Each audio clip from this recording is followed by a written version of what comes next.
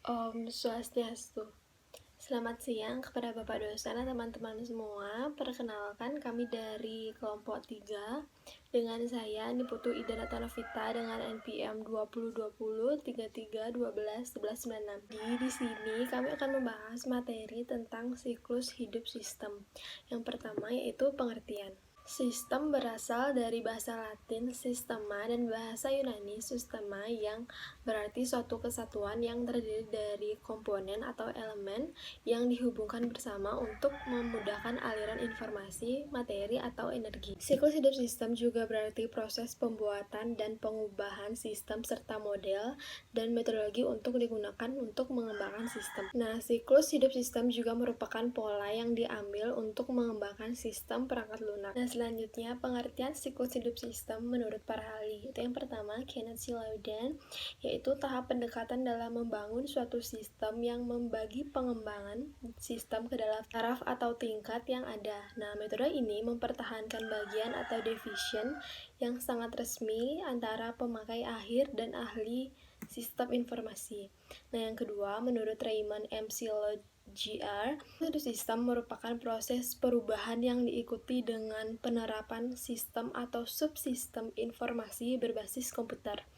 Nah, siklus ini terdiri dari serangkaian tugas-tugas yang mengikuti langkah-langkah pendekatan sistem. Nah, yang ketiga, menurut Gerald V. Posh, yaitu pengembangan sistem atau SDLC dirancang untuk menanggulangi masalah yang timbul pada proyek berskala besar yang melibatkan banyak pemakai dan memerlukan banyak waktu dalam pengembangan analisis dan pemrogram. Nah, selanjutnya tentunya dalam siklus hidup sistem terdapat keunggulan dan kelemahannya. Yaitu yang pertama kami akan membahas tentang keunggulannya menurut Kumar Zatgaonkar Shukla. Itu yang pertama, sederhana dan mudah digunakan. Yang kedua, mudah untuk mengatur tugas dan tahap yang jelas. Yang ketiga, kebutuhannya menjadi jelas sebelum pergi ke fase berikutnya. Yang keempat, yaitu setiap fasenya itu perkembangan hasil dalam langkah linearnya itu tanpa adanya tumpang tindih. Kelima, yaitu bekerja dengan baik untuk proyek-proyek di mana kebutuhan-kebutuhan sistem ini terpenuhi. Nah, untuk kelemahannya, pertama, pengguna dapat menilai kualitas hanya di akhir proses dan sulit untuk meramalkan hasil tanpa mengikuti setiap langkah dan prosesnya. Yang kedua, klien mengalami kesulitan melakukan perubahan di pertengahan proses. Yang ketiga, prosesnya yang panjang dan memiliki risiko yang tinggi jika ada kesalahan di awal proses. Yang keempat, pengguna tidak dapat mereview produk sebelum produk tersebut selesai diproduksi. Jadi perangkat lunak ini hanya bisa digunakan jika produk tersebut sudah benar-benar jadi. Nah, selanjutnya kita akan masuk ke materi yang pertama, yaitu pengelolaan siklus hidup sistem. Siklus hidup sistem yang pertama dikelola oleh manajer unit jasa informasi yang dibantu oleh manajer dari analisis sistem, pemrograman, dan operasi. Nah, di banyak perusahaan, tanggung jawab masih berada pada tingkat ini. Namun, kecenderungan saat ini meletakkan tanggung jawab pada tingkat yang lebih tinggi dan lebih rendah. Nah, terdapat 3 pihak atau 3 fungsi atau tingkatan yang terlibat dalam siklus hidup sistem, yaitu yang pertama, tanggung jawab eksekutif, yang kedua, komite pengarah SIM, dan yang terakhir yaitu kepemimpinan proyek. Selanjutnya kita akan bahas satu-satu mulai dari tanggung jawab eksekutif. Saat sistem memiliki nilai strategis atau mempengaruhi seluruh organisasi, direktur utama atau eksekutif mungkin memutuskan untuk mengawasi proyek pengembangannya. Nah, ketika lingkup sistem menyempit dan fokusnya lebih profesional, kepemimpinan akan dipegang oleh eksekutif tingkat yang lebih rendah, seperti wakil direktur utama, direktur bagian administrasi, dan CEO. Nah, selanjutnya yang kedua yaitu komite pengarah SIM.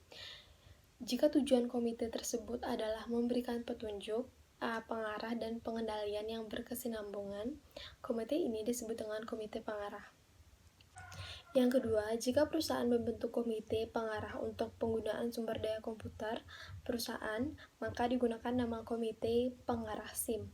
Yang ketiga, anggota tetap dari komite pengarah SIM melibatkan eksekutif tingkat tinggi Anggota sementara meliputi manajer tingkat yang lebih rendah dan para konsultan yang ikut serta di mana keahlian mereka ini diperlukan. Nah, komite pengarah SIM melaksanakan 3 fungsi utama, yaitu yang pertama, menetapkan kebijakan yang memastikan dukungan komputer untuk mencapai tujuan strategis perusahaan.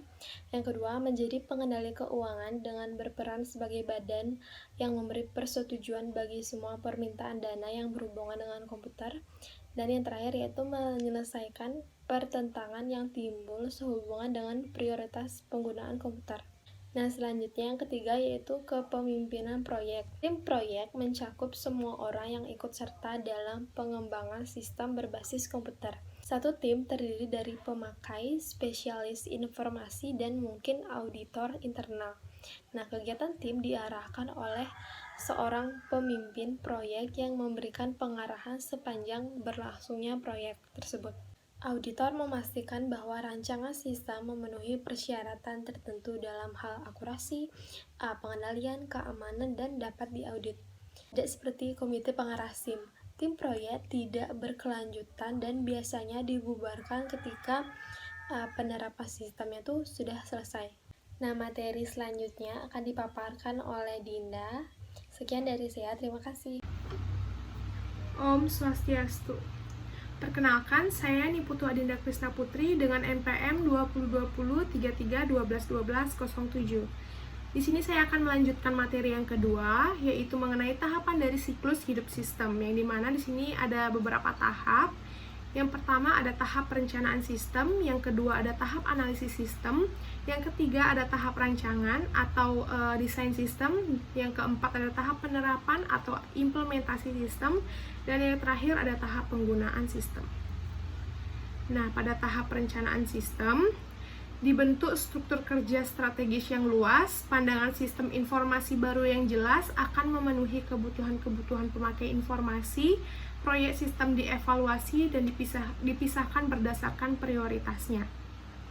Proyek dengan prioritas tertinggi akan dipilih untuk pengembangan, sumber daya baru direncanakan, dan disediakan untuk mendukung pengembangan suatu sistem.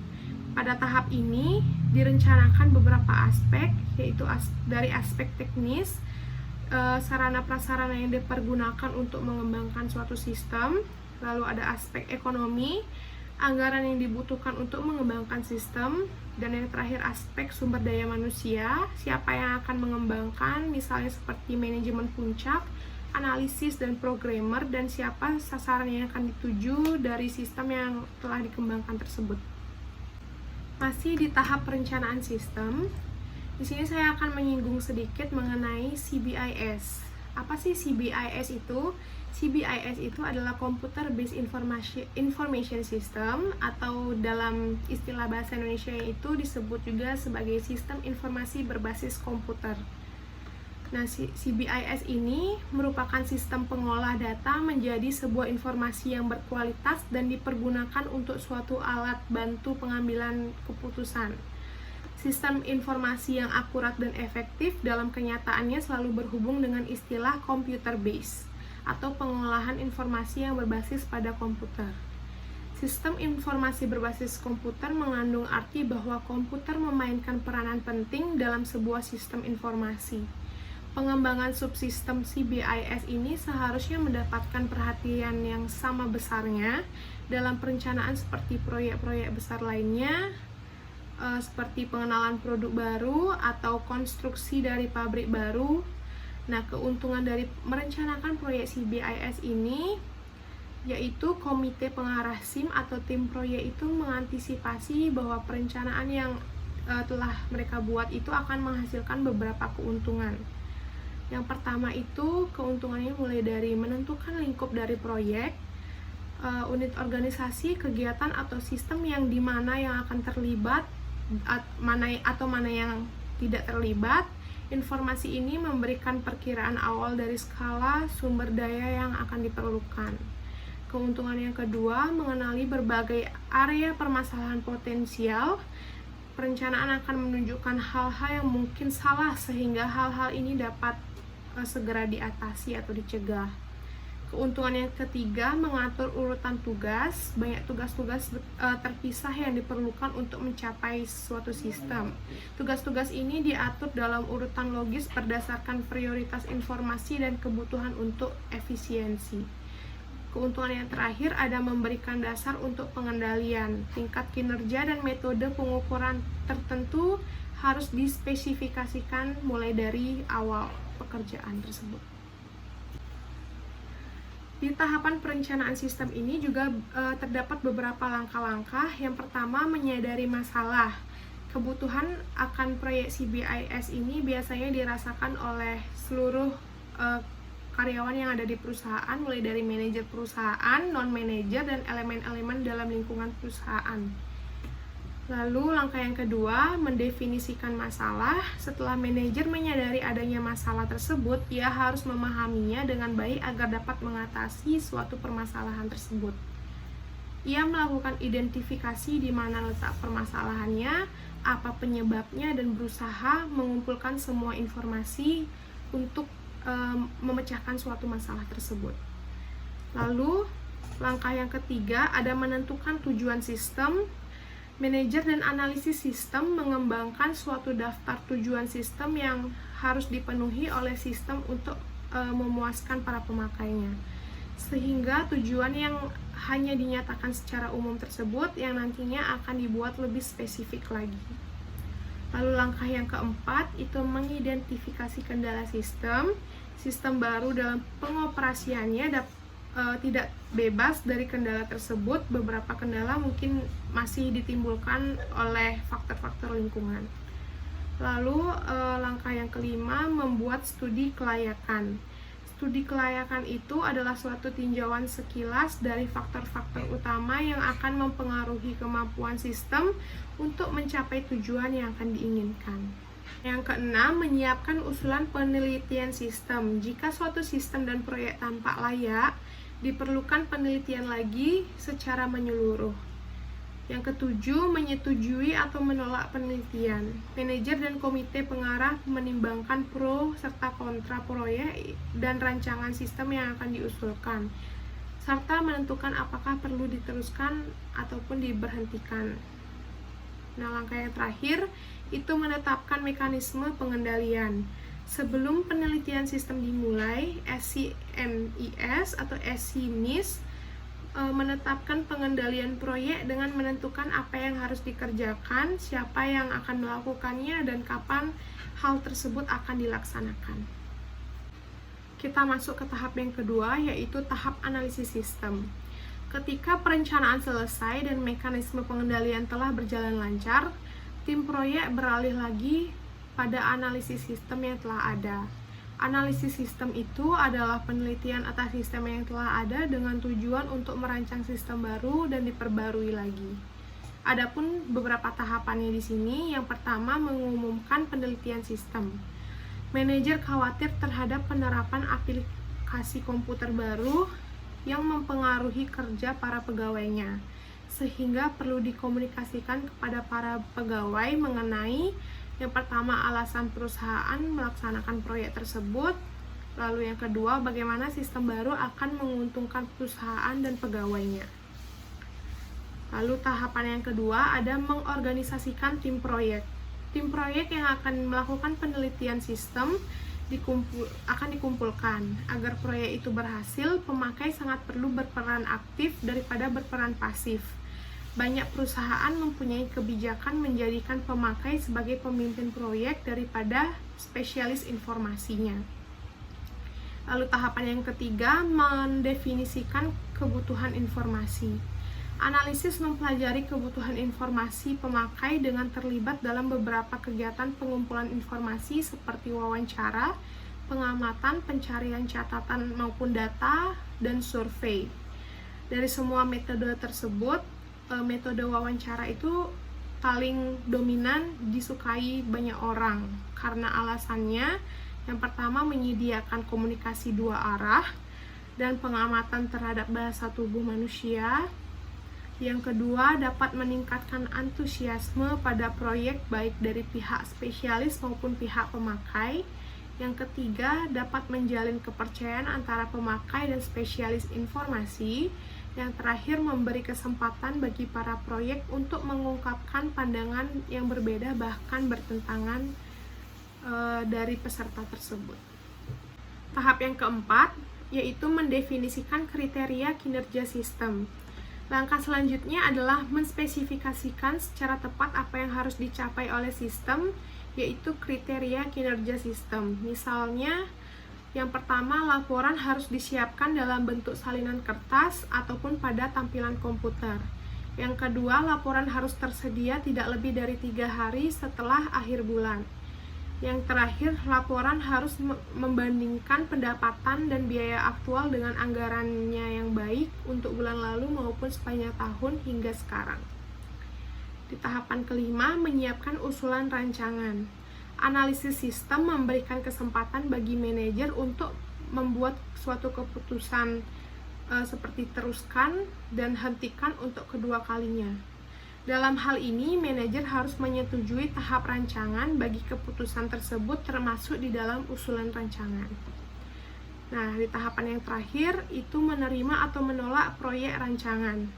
Manajer dan komite pengarah SIM mengevaluasi usulan rancangan dan menentukan apakah akan memberikan persetujuan atau tidaknya. Dalam beberapa kasus, tim mungkin diminta melakukan analisis lain dan menyerahkan kembali atau mungkin proyek itu akan ditinggalkan.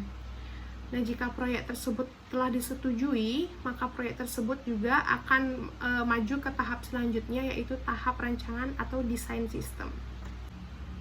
Sekian materi yang bisa saya sampaikan. Untuk materi selanjutnya akan dibahas oleh rekan saya. Terima kasih. Perkenalkan, nama saya Ika Dharma Wedana Putra, NPM 2020-33121235. Baik, di sini saya akan melanjutkan presentasi dari teman saya, yaitu tahap rancangan atau desain sistem. Rancangan sistem adalah penentu proses dan data yang diperlukan oleh sistem baru. Jika sistem itu berbasis komputer, rancangan dapat menyertakan spesifikasi jenis peralatan yang akan digunakan. Langkah-langkah tahapan rancangan yaitu, yang pertama, menyiapkan rancangan sistem yang terinci. Analisis bekerja sama dengan pemakai dan mendokumentasikan rancangan sistem baru dengan alat-alat yang dijelaskan dalam modul teknis. Beberapa alat menggunakan analisis untuk menyiapkan dokumentasi secara top-down, dimulai dengan gambaran besar dan secara bertahap mengarah lebih rinci. Pendekatan top-down ini merupakan ciri rancangan terstruktur, yaitu rancangan bergerak dari tingkat sistem ke tingkat subsistem. Alat-alat dokumentasi yang populer yaitu diagram arus data atau data flow diagram, diagram hubungan entitas atau entitas relationship diagram, kamus data atau data dictionary, flowchart, model hubungan objek, dan spesifikasi kelas. Yang kedua adalah mengidentifikasi berbagai alternatif konfigurasi sistem. Analisis mengidentifikasi konfigurasi bukan merek atau model peralatan komputer yang akan memberikan hasil yang terbaik bagi sistem dalam menyelesaikan presisan. Identifikasi merupakan suatu proses berurutan, dimulai dengan berbagai kombinasi yang dapat menyelesaikan setiap tugas. Yang ketiga adalah mengevaluasi berbagai alternatif konfigurasi sistem. Analisis bekerja sama dengan manajer mengevaluasi berbagai alternatif. Alternatif yang dipilih adalah yang paling memungkinkan subsistem memenuhi kriteria kinerja dengan kendala-kendala yang ada. Yang keempat adalah memilih konfigurasi terbaik. Analisis mengevaluasi sebuah konfigurasi subsistem dan menyesuaikan kombinasi peralatan sehingga sebuah subsistem menjadi satu konfigurasi tunggal. Setelah selesai, analisis membuat rekomendasi kepada manajer untuk disetujui. Bila manajer menyetujui konfigurasi tersebut, persetujuan selanjutnya dilakukan oleh SCMIS. Yang kelima adalah menyiapkan usulan penerapan. Analisis menyiapkan usulan penerapan atau implementation proposal yang mengitarkan tugas-tugas penerapan yang harus dilakukan, keuntungannya yang diharapkan, dan biayanya. Yang keenam adalah menyetujui atau menolak penerapan sistem. Keputusan untuk terus pada tahap penerapan sangatlah penting, karena usaha ini akan sangat meningkatkan jumlah orang yang terlibat. Jika keuntungannya yang diharapkan dari sistem melebihi biaya, maka penerapan akan disetujui. Yang selanjutnya adalah tahapan penerapan atau implementasi sistem. Secara umum, tujuan dari tahapan ini adalah untuk melaksanakan uji coba atas konsep pengembangan sistem yang telah disusun. Dalam tahapan ini, kegiatan dititik beratkan pada penelitian apakah konsep sistem yang telah disusun itu dapat dilaksanakan dengan benar atau tidak. Keluaran yang dihasilkan adalah satu rekomendasi uji coba atas hasil penelitian selama pelaksanaan uji coba dalam jangka waktu yang tertentu. Pekerjaan utama dalam implementasi sistem biasanya mencakup hal-hal sebagai berikut. Yang pertama, merencanakan penerapan. Karena ada satu tahap pengembangan yang tersisa sebelum sistem harus digunakan manajer dan spesifikasi informasi, memahami dengan baik pekerjaan yang diperlukan untuk menerapkan rancangan sistem. Mereka dapat menggunakan pengetahuan ini untuk mengembangkan rencana penerapan yang sangat rinci. Yang kedua adalah mengumumkan penerapan. Proyek penerapan mengumumkan kepada para pegawai dengan cara yang sama seperti pada penelitian sistem. Tujuannya, pengumuman ini adalah menginformasikan kepada pegawai untuk memakai sistem mengenai keputusan untuk penerapan sistem baru, dan meminta kerjasama para pemakai sistem atau pegawai. Yang ketiga adalah mendapatkan sumber daya perangkat keras. Rancangan sistem disediakan bagi para pemasok berbagai jenis peralatan komputer yang telah terdapat pada konfigurasi yang disetujui. Setiap pemasok memberikan request for proposal atau REP. REP adalah spesifikasi yang disediakan oleh perusahaan kepada pemasok, yang isinya meminta pemasok mengajukan produk atau jasa yang dapat memecahkan masalah tertentu perusahaan. Yang keempat adalah mendapatkan sumber daya perangkat lunak. Saat perusahaan memutuskan untuk menciptakan sendiri perangkat lunak aplikasinya, programmer menggunakan dokumentasi yang disiapkan oleh analisis sistem sebagai titik awal. Programmer dapat menyiapkan dokumentasi yang lebih terinci seperti bahasa Inggris terstruktur, berbagai bagian arus program.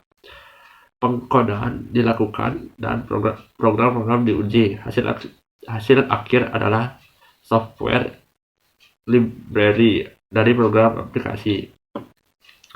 Jika perangkat lunak aplikasi jadi dibeli,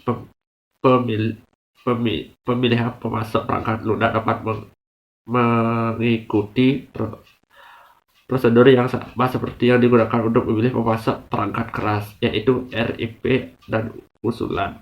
Yang kelima adalah menyiapkan database. Pengelola database atau database administrator atau DBA bertanggung jawab untuk semua kegiatan yang berhubungan dengan data, dan ini mencakup kegiatan database. Dalam beberapa kasus perlu dikumpulkan data baru, dan dalam kasus lain data yang telah ada perlu dibentuk kembali sehingga sesuai dengan rancangan sistem baru. Tugas-tugas dilaksanakan dan data-data yang dimaksud dalam database. Jika perusahaan belum menggunakan sistem manajemen database atau database manajemen sistem atau DBMS, DBA akan berperan penting dalam memilih perangkat lunak itu. Yang keenam adalah menyiapkan fasilitas fisik. Jika fasilitas sistem baru tidak sesuai dengan sistem yang ada, perlu dilakukan konstruksi baru atau perombakan. Ruang komputer yang menyimpang mainframe atau komponen MI berskala besar merupakan kombinasi yang rumit dari lantai yang ditinggalkan. Pengendalian suhu dan kelembapan yang khusus, keamanan alat pendekatan api, alat pemadam kebakaran, dan sebagainya. Pembangunan fasilitas tersebut dapat menjadi tugas berat dan berat dan harus dijadwalkan sehingga sesuai dengan keseluruhan rencana proyek. Yang ketujuh adalah mendidik peserta dan pemakai. Sistem baru kemungkinan besar akan mempengaruhi banyak orang. Beberapa orang akan membuat sistem bekerja. Mereka ini disebut dengan peserta dan mereka meliputi operator pemasukan data, pegawai coding, dan pegawai administrasi lainnya. Orang-orang lain akan menggunakan output sistem. Semua orang-orang ini harus dididik tentang peran mereka dalam sistem. Pendidikan harus dijadwalkan jauh setelah siklus hidup dimulai.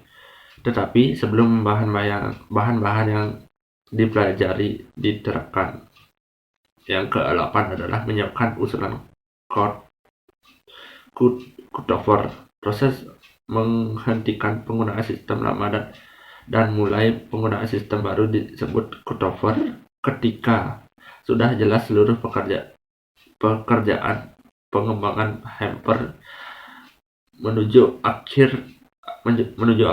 Tim proyek merekomendasikan pada manajer agar dilaksanakan cutover. Usaha itu dapat berbentuk memo atau laporan lisan. Yang ke-9 adalah menyetujui atau menolak masuk ke sistem baru. Manajer dan komite pengarah atau SIM menelaah status proyek dan menyetujui atau menolak rekomendasi tersebut.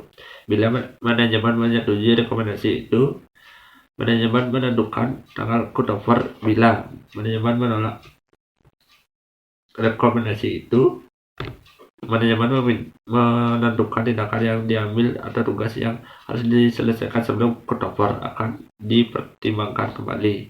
Kemudian manajemen menjadwalkan tanggal baru. Yang ke-10 adalah masuk ke sistem baru. Terdapat 4 pendekatan dasar untuk masuk ke dalam sistem baru, antara lain sebagai berikut. Yang pertama adalah percontohan.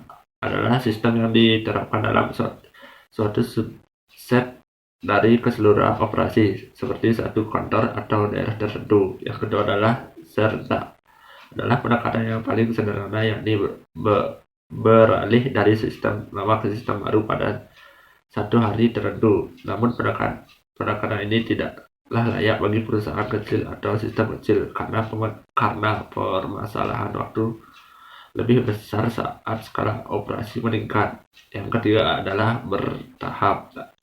Dalam cutover bertahap, sistem baru digunakan berbagai pada suatu waktu. Cutover bertahap lebih populer bagi sistem berskala besar. Yang keempat adalah paralel. Cutover paralel mengharuskan sistem lama dipertahankan sampai sistem baru telah diperiksa secara menyeluruh. Pendekatan ini memberikan pengamanan yang paling baik terhadap kegagalan, tetapi merupakan yang paling mahal karena kedua sistem daya harus dipertahankan. Baik, saya akan melanjutkan presentasi dari teman saya. Perkenalkan, nama saya Made Aritya Jayadi, NPM 202033727237. Di sini saya akan bahas tahap penggunaan sistem. Tahap penggunaan terdiri dari 5 langkah, yaitu yang pertama adalah menggunakan sistem. Pemakai menggunakan sistem untuk mencapai tujuan yang diidentifikasikan pada tahap perencanaan. Yang kedua ada audit sistem. Setelah sistem baru mapan, penelitian formal dilakukan untuk menentukan seberapa baik sistem baru itu memenuhi kriteria kinerja. Hasil audit dilaporkan kepada CIO, SCMS, dan pemakai. Yang ketiga ada memelihara sistem. Selama manajer menggunakan sistem, berbagai modifikasi dibuat sehingga sistem terus memberikan dukungan yang diperlukan. Modifikasinya disebut pemeliharaan sistem atau sistem maintenance. Pemeliharaan sistem dilaksanakan untuk 3 alasan, yakni memperbaiki kesalahan, menjaga kemutakhiran sistem, dan meningkatkan sistem. Yang keempat adalah menyiapkan usulan rekayasa ulang. Usulan itu dapat berbentuk memo atau laporan yang mencakup dukungan untuk beralih pada suatu siklus sistem baru. Untuk usulan ini bisa diusulkan kepada SCNIS. Yang kelima, yaitu menyetujui atau menolak rekayasa ulang sistem. Manajer dan komite pengarah SIM mengevaluasi usulan rekayasa ulang sistem dan menentukan apakah akan memberikan persetujuan atau tidak, guna memberi respon yang lebih baik bagi kebutuhan pemakai. Spesialis informasi telah membuat modifikasi pada SLC sehingga waktu yang diperlukan untuk menerapkan sistem dapat dikurangi. Hal tersebut yang banyak mendapat perhatian yaitu prototipe atau prototyping dan pengembangan aplikasi cepat atau Rapid Application Development atau RAD. Prototipe atau prototyping. Prototype memberikan ide bagi pembuat dan pemakai potensial tentang cara sistem berfungsi dalam bentuk lengkapnya. Proses akan menghasilkan prototype atau prototyping. Adapun jenis-jenis prototype yaitu yang pertama ada prototype jenis 1, sesungguhnya akan menjadi sistem operasional. Yang kedua ada prototype jenis 2, merupakan suatu model yang berfungsi sebagai cetak biru sistem operasional. Selanjutnya ada pengembangan aplikasi cepat atau Rapid Application Development atau RAD. RAD merupakan seperangkat strategi, metodologi, dan peralatan yang terintegrasi dalam satu kerangka kerja menyeluruh. Metodologi RAD akan memberi respon yang cepat terhadap kebutuhan pemakai, tetapi dengan lingkup yang lebih luas. Unsur-unsur penting RAD yaitu manajemen. Manajemen harus mendukung RAD sepenuhnya dan menyediakan lingkungan kerja yang membuat kegiatan tersebut sangat menyenangkan. Yang kedua ada manusia. Manusia dibentuk beberapa tim yang terspesialisasi yang dikenal dengan istilah SWAT atau Skill with Advanced Tools. Yang ketiga ada metodologi. Metodologi yaitu siklus hidup RAD yang terdiri dari perencanaan kebutuhan, rancangan pemakai, konstruksi, dan cut-over. Yang keempat ada peralatan. Peralatan terdiri dari bahasa pemrograman generasi keempat dan peralatan CASE atau Computer Aided Software Engineering. Selanjutnya, kesimpulan. Siklus hidup sistem adalah proses pembuatan dan pengubahan sistem serta model metodologi yang digunakan untuk mengembangkan sistem. Konsep ini umumnya merujuk pada sistem komputer atau informasi. Siklus hidup sistem juga merupakan pola yang diambil untuk mengembangkan sistem perangkat lunak. Dalam rekayasa perangkat lunak, konsep siklus hidup sistem mendasari berbagai jenis metodologi pengembangan perangkat lunak. Metodologi ini membentuk suatu kerja untuk perencanaan dan penilaian pembuatan sistem informasi, yaitu proses pengembangan perangkat lunak. Sekian presentasi kelompok kami. Jika ada salah kata mohon dimaafkan.